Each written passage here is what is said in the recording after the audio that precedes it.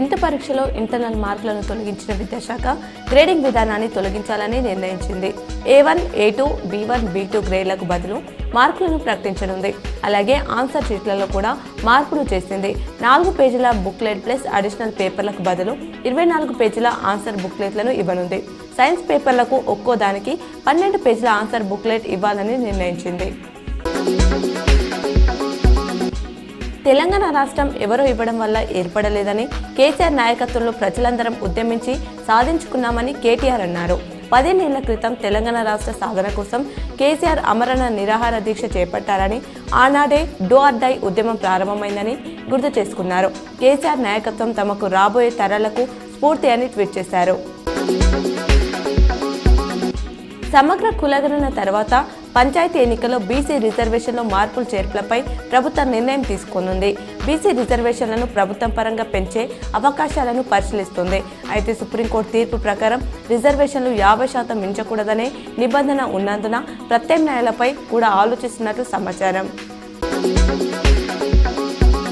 తెలంగాణ ప్రత్యేక రాష్ట్రం ఏర్పాటు కోసం కేసీఆర్ 15 ఏళ్ల క్రితం సరిగ్గా ఇదే రోజు అమరణ నిరాహార దీక్షకు శ్రీకారం చుట్టారు. ఈ విషయాన్ని గుర్తు చేసుకుంటూ బీఆర్ఎస్ ఏటా నవంబర్ 29న దీక్షా దివాస్ నిర్వహిస్తుంది. ఇవాళ అన్ని జిల్లా కేంద్రాల్లో ర్యాలీలు, సామాజిక, సాంస్కృతిక కార్యక్రమాలు చేపట్టనుంది. మహాత్మా జ్యోతిరావు పులే వర్ధంతి సందర్భంగా ఆయన చిత్రపటానికి ఎమ్మెల్సీ కల్వకుంట్ల కవిత పూలమాలలు వేసి నివాళులర్పించారు. మహిళా విద్యను ప్రోత్సహించిన మార్గదర్శి, బడుగు బలహీన వర్గాల అభ్యున్నతికి జీవితాంతం పరితపించిన వ్యక్తి అని ఆమె కొనియాడారు. బాలికలను ఇబ్బంది పెడుతున్న ఓ ఆకతాయి ఆట కట్టించారు శీతి.